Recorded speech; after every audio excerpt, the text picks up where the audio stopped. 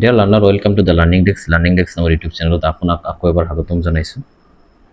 আমি বহুকেইটা language pedagogy mainly based on Assamese language আমি বহুকেইটা টপিক অলৰেডি আমাৰ ইউটিউব চেনেলত আপলোড কৰিছোঁ।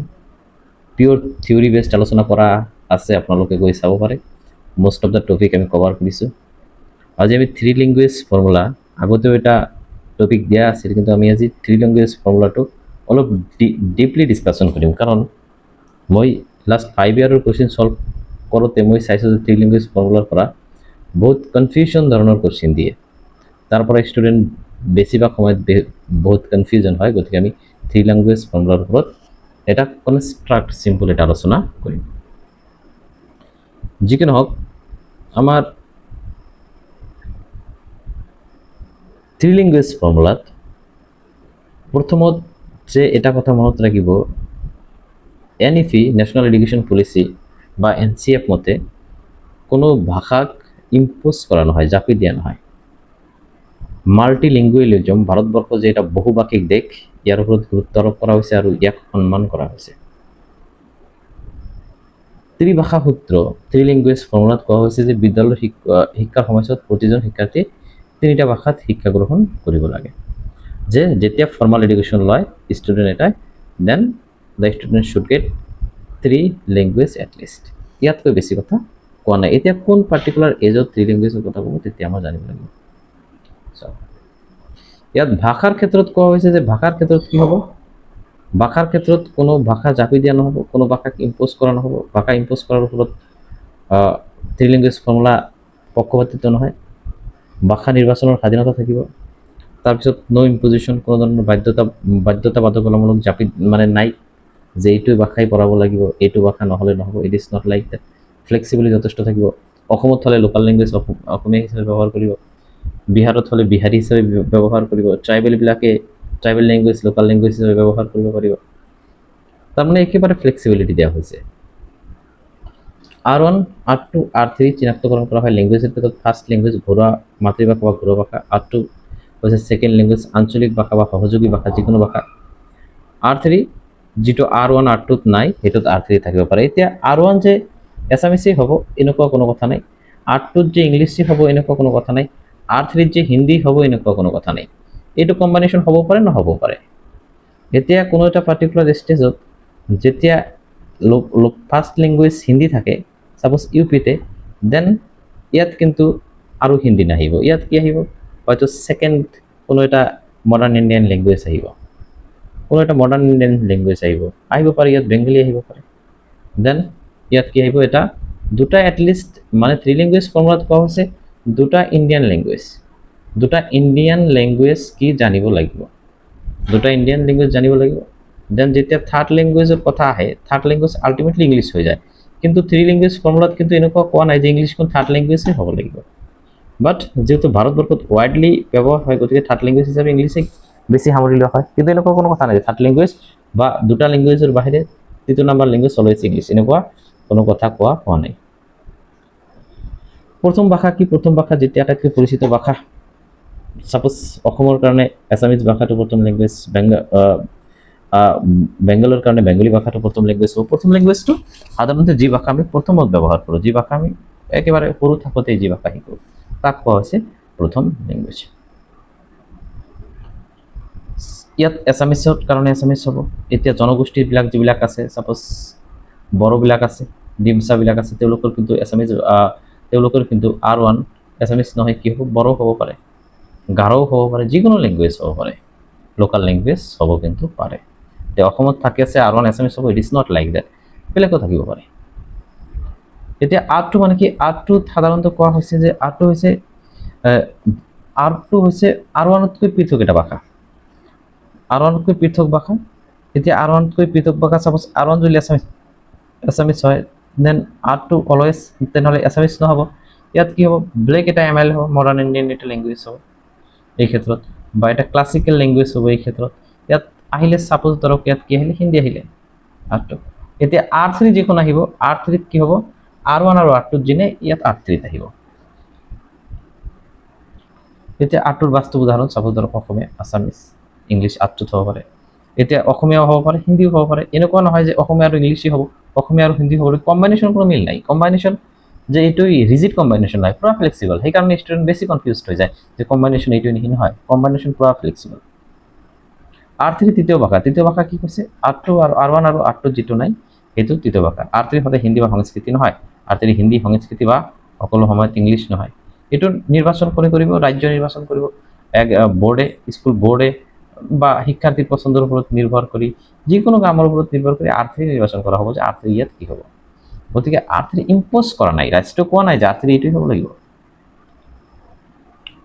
এতিয়া চাওক যে R1 যদি অসমীয়া হয় R2 যদি ইংলিছ হয় R3 কি হৈ যাব হিন্দী হৈ যাব ইয়াত হিন্দী R3 কাৰণ তৃতীয় নম্বৰৰ স্থান নাই তৃতীয় নম্বৰৰ স্থান আছে সাপোজ R3 কিয় হিন্দী হৈছে কাৰণ R2 থব নোৱাৰিব ইয়াত ইংলিছ হৈছে গতিকে R3 যদি R2 হয় R2 R3 থব ইয়াত পুৰাপুৰি ফ্লেক্সিবল দিয়া হৈছে ইমান কোনো ঝামেলা কৰা নাই আটাইতকৈ three language formula R1 R2 R3 তিনিটা ভাষা শিকিব লাগিব ফৰ্মাল এডুকেশ্যন যেতিয়া লওঁতে তিনিটা ভাষাৰ ভিতৰত কমে দুটা ভাষা ভাৰতীয় ভাষামূলৰ নেটিভ ইণ্ডিয়ান লেংগুৱেজ হ'ব লাগিব সিম্পল কথা যে তিনিটা ভাষাৰ ভিতৰত দুটা ভাষা কি হ'ব লাগিব দুটা ভাষা ইণ্ডিয়ান ভাষা দুটা হ'ব লাগিব সিম্পল কথা বুজি আছে কথাবিলাক আশা কৰোঁ এতিয়া ধৰক এটা আপুনি এটা কম্বিনেশ্যন পাব কি অসমীয়া ইংৰাজী হিন্দী এখন দুটা ভাৰতীয় ভাষা এটা অন্য ভাষা সম্পূৰ্ণ বৈধ সংস্কৃত এতিয়া দুটা ভাৰতীয় ভাষা ধৰক আছামিজ এণ্ড হিন্দী ভাৰতীয় ভাষা আৰু ইংৰাজী অভাৰতীয় এটা ভাষা বিশ্বজনীন এটা ভাষা তেনেহ'লে আছামিজ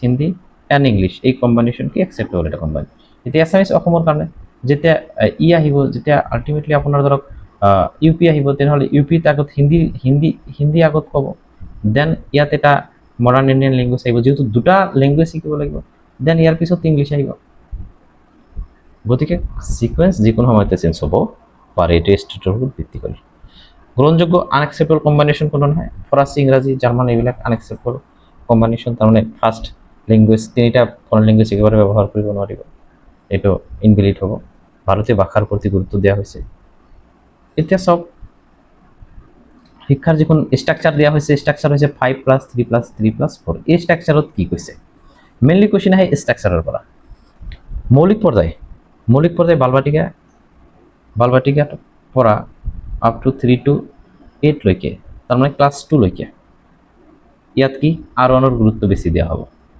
ফাউণ্ডেশ্যন এজ বালবাটিকা মানে যেতিয়া 3 পৰা 6 ইয়াৰলৈকে তেওঁলোকে বালবাটিকাত থাকিব তাৰপিছত তেওঁলোকে ক্লাছ 1 আৰু ক্লাছ 2 তাৰমানে 3 বছৰৰ পৰা 8 বছৰলৈকে তেওঁলোকে বালবাটিকা বা অংগনবাড়ী কটাব তেতিয়া R1 ওপৰত বেছি গুৰুত্ব দিয়া হ'ব মাতৃভাষাৰ ওপৰত বেছি গুৰুত্ব দিয়া হ'ব যেতিয়া প্ৰিপাৰেটৰি ষ্টেজত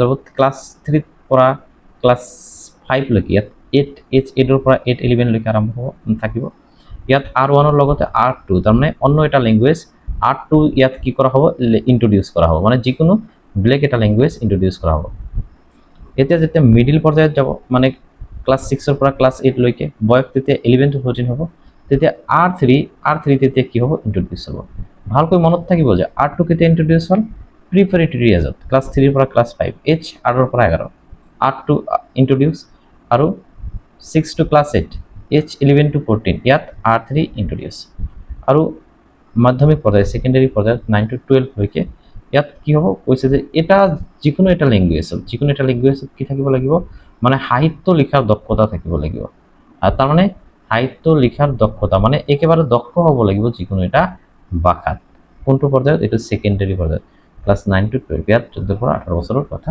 কোৱা হৈছে এইটো চাৰ্ট মনত ৰাখিলেই হৈ যাব যিকোনো আমি ডিটেইল থ্ৰুলি ডিসকাস কৰিম মৌলিক ভাষা R1 মৌলিক ভাষা বুলি কোৱা হয় মৌলিক ভাষা যিটো ভাষা শুনা আৰু কোৱা হয় প্ৰাথমিক পঠন যেটা আমি কৰিব পাৰি লিখন আমি কামত ব্যৱহাৰ কৰিব পাৰি এইটো 8 বছৰ বয়সৰ শিশুৱে R1 স্বাৱলম্বী পঠন আৰু লিখনত ইণ্ডিপেণ্ডেন্ট ৰিডাৰ এণ্ড ৰাইটাৰ হ'ব পাৰে 8 বছৰ বয়সলৈকে আপ টু তাৰমানে 3 ৰ পৰা 8 বছৰ বয়সলৈকে এইটো কোৱা হয় কি ফাউণ্ডেশ্যন এজ ইয়াত প্ৰথমত কি থাকে 3 4 5 লৈকে কি থাকে ইয়াত থাকে অঙ্গনবাড়ি বা বালবাটিকা থাকে তাৰপিছত 5 to 6 to up to 7 লৈকে এই ক্লাছ আপ টু 2 লৈকে মানে এই 5 বছৰ কভাৰ কৰে কত এই ফাউণ্ডেশ্যন এজত তাৰপিছত 8 বছৰৰ পৰা ব্লেক ষ্টেজ লৈ যায় 8 বছৰৰ আগলৈকে তেতিয়া কিন্তু ল্যাঙ্গুৱেজ এটাই R1 মানে কি ল্যাঙ্গুৱেজটো মাদাৰ টনে অনলি ব্যৱহাৰ কৰিব মাদাৰ টন অনলি ব্যৱহাৰ কৰিব, মাদাৰ টনৰ ওপৰত এম্পাচাইজ কৰা হৈছে। যেতিয়া চাওক প্ৰিপাৰেটৰী ষ্টেজত যাব, প্ৰস্তুতিমূলক পৰ্যায়ত যেতিয়া যাব, তেতিয়া আৰ্টটো সংযোজন হ'ব। আৰ্টটো মানে বেলেগ এটা লেংগুৱেজ তেতিয়া সংযোজন হ'ব। R1ত তেতিয়া কি হ'ব, কম্প্ৰিহেনশ্যন শক্তিশালী কৰা হ'ব। R1ত কম্প্ৰিহেনশ্যন মানে একেবাৰে পাঠ কৰি বুজিব পৰা ক্ষমতা হ'ব, আৰু আৰ্টটোৰ ক্ৰমিক বিকাশ তেওঁৰ আৰম্ভ হ'ব। তাৰমানে বয়স 8 মানে ক্লাছ 3ৰ পৰা তেতিয়া আৰম্ভ হ'ব। চ' এই বয়সত আৰ্টটো কি কৰা হয়, আৰ্টটো ইন্ট্ৰডিউচ কৰা হয়, আৰু আৰ্টটোত ভাষা অৰ্জন কৰা ষ্টুডেণ্টে শিকে। তাৰপিছত চাওক মাধ্যম পৰ্যায়, এই ইয়াতে কিন্তু R3 আহিব। মাধ্যম পৰ্যায়ত কি আহিব, R3 আহিব, H 11 to 14। ক্লাছ কিহৰ পৰা আৰম্ভ হয়, ক্লাছ 6ৰ পৰা ক্লাছ 8 লৈকে ই কভাৰ কৰে। ইয়াত R3ত কি আহিব, R3ত আহিব লেংগুৱেজ 3। যেতিয়া লেংগুৱেজ 3 আহিব, তেতিয়া কোৱা হৈছে যিকোনো দুটা ভাৰতীয় আৰু এটা আদাৰ লেংগুৱেজ হ'ব। আৰু ইয়াত কৈছে যে R3ত পোনপ্ৰথমবাৰৰ কাৰণে কি ইন্ট্ৰডিউচ হয়, ক্লাছিকেল লেংগুৱেজ ইন্ট্ৰডিউচ হয় R3ত মানে মিডল এজত, মধ্য পৰ্যায়ত। ক্লাছিকেল লেংগুৱেজ বলতো ইয়াত সংস্কৃত হ'ব পাৰে আৰু বহুত লেংগুৱেজ আছে, কিন্তু বাট আপুনি জানিব হিন্দী ক্লাছিকেল লেংগুৱেজৰ ভিতৰত নপৰে। হিন্দী কিন্তু কি ক্লাছিকেল লেংগুৱেজৰ ভিতৰত নপৰে, ধ্ৰুপদী ভাষাৰ ভিতৰত হিন্দী ভাষাটো নপৰে। যিকি নহওক ছেকেণ্ডাৰী পৰ্যায় যিখন কৈছে ক্লাছ 9 to 12 লৈকে ছেকেণ্ডাৰী পৰ্যায়, তেওঁ কৈছে যে লেংগুৱেজ R3 মানে R1 R2 R3 কি হ'ব লাগিব, প্ৰপাৰ ডেভেলপ হ'ব লাগিব, ফুল ডেভেলপ হ'ব লাগিব। লগতে R3ৰ ওপৰত কি R3 নহয়, যিকোনো এটা ভাষাৰ ওপৰত যাতে লিটাৰী লেভেল প্ৰফিচিয়েঞ্চি বাঢ়ে, যাতে সাহিত্য লিখিব পাৰে, এনেকুৱা লিটাৰেচাৰ লেভেল প্ৰফিচিয়েঞ্চি মানে কি, মানে একেবাৰে হাইষ্ট লেভেল অফ প্ৰফিচিয়েঞ্চি যাতে এটা লেংগুৱেজৰ প্ৰতি তেওঁলোকৰ এটলিষ্ট বৃদ্ধি হয় কোন সময়ত, এই ছেকেণ্ডাৰী ষ্টেজত।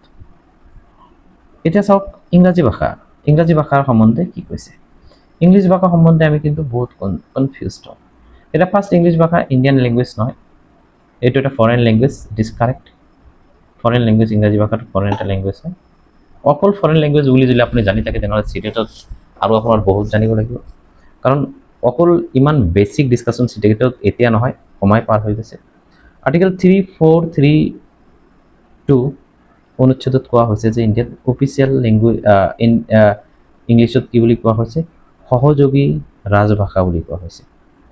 তাৰমানে সহযোগী অফিচিয়েল লেংগুৱেজৰ মানে সহ অফিচিয়েল লেংগুৱেজ হিচাপে কোৱা হৈছে। Even the official language act 1963 অনুযায়ী ইংৰাজীক এক সহযোগী ৰাজভাষা, ৰাষ্ট্ৰীয় ভাষা নহয়। ৰাষ্ট্ৰীয় ভাষা, নেশ্যনেল ভাষা বুলি কোনো বস্তুই নাই ভাৰতবৰ্ষত। এটা ভাষা যে নেশ্যনেল ভাষা হ'ব এনেকুৱা কোনো বস্তুই নাই ভাৰতবৰ্ষত, কোনো পাৰ্টিকুলাৰ ভাষাত এটা গুৰুত্ব দিয়াই নাই। গতিকে কিন্তু পাঠ্যক্ৰমত কি R2 আৰু R3 হিচাপে উল্লেখ পাইছে। কিয় R2 আৰু R3 হিচাপে উল্লেখ পাইছে, কাৰণ most of the ষ্টেটৰ পাৰ্টিকুলাৰ এটা ভাষা আছে। আসামত আসামিজ R1 হিচাপে উল্লেখ পাব, বেংগলত বেংগলী, তামিলনাডুত বেলেগ ভাষা পাব, তেওঁলোকৰ নিজস্ব ভাষা পাব। দেন R2ত ইংলিছ আহিব বা R3ত আহিব, R2ত নাহিলে R3ত আহিব আল্টিমেটলি। গতিকে সাংবিধানিক স্থিতি এইটো আমালোকে জানিব লাগিব, সহযোগী ৰাজভাষা, অফিচিয়েলো নহয়, সহ অফিচিয়েল ভাষা হিচাপে গণ্য কৰা হৈছে। এতিয়া ক্লাছিকেল লেংগুৱেজ, শাস্ত্ৰীয় ভাষা, সাংস্কৃতিক ভাষা, শাস্ত্ৰীয় লেংগুৱেজ এণ্ড সাংস্কৃতিক। শাস্ত্ৰীয় ভাষা 11টা শাস্ত্ৰীয় ভাষা আছে। এই শাস্ত্ৰীয় ভাষা কি মিডিল পৰ্যায়ত, class 6 to class 8 and class 9 to class 12 এই সময়তে ক্লাছ 6 সময়তে প্ৰথমতে কি শাস্ত্ৰীয় ক্লাছিকেল ভাষা ইন্ট্ৰডিউচ কৰা হয়। এতিয়া চাওক ক্লাছিকেল ভাষা, অসমীয়াটো ক্লাছিকেল ভাষা, ইভেন আমাৰ লোকেল ভাষাও হয়। এতিয়া আমি অসমীয়া প্ৰথমৰ পৰাই পঢ়ি আছোঁ, কিন্তু পাৰ্সপেক্টিভটো আপোনাৰ বুজিব লাগিব। ক্লাছিকেল ভাষাৰ ভিতৰত সংস্কৃত, কান্নড়, বাংলা, মাৰাঠী, পালি, প্ৰকৃতি, তামিল, তেলেগু, কানাড়া, মালায়ালম, উড়িয়া, এইবিলাক হৈছে ধ্ৰুপদী ভাষা, শাস্ত্ৰীয় ভাষা বা ক্লাছিকেল ভাষা। যিকি নহওক এইখিনি আমি পঢ়িলোঁ, ইম্পৰ্টেণ্ট বস্তুবিলাক পঢ়িলোঁ। আৰু কি আছে চাওক, ভাৰতৰ ভাষা গ্ৰহণৰ ক্ষেত্ৰতে ক্লাছিকেল ভাষা এক ভাৰত শ্ৰেষ্ঠ ভাৰত কাৰ্যসূচীৰ জৰিয়তে কি ভাৰতবৰ্ষৰ ভাষাৰ বৈচিত্ৰ্য উন্নত কৰিছে।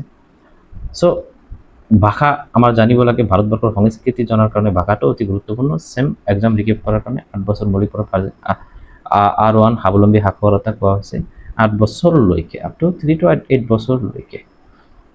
ইয়াত R1 থাকিব অনলি। তাৰপিছত এইটো প্ৰিপাৰেটৰী এজ, ইয়াত R2 ইন্ট্ৰডিউচ হ'ব, আৰু এইটো মিডিল এজ, ইয়াত R3 ইন্ট্ৰডিউচ হ'ব। গতিকে মই ভাবোঁ যে ইয়াত আৰু একো বস্তু জনাৰ প্ৰয়োজন নাই, ইউ হেভ ডান অলৰেডি। আপুনি এইটো কৰি যদি অলপ নোটছ মানে, আৰু এটা লেংগুৱেজত টোটাল ফুল ভিডিঅ' আমি দিছোঁ, NP and language. What type of language NFP want to impose or anything else regarding the NFP and the language perspective? I think you have done already. Thank you very much.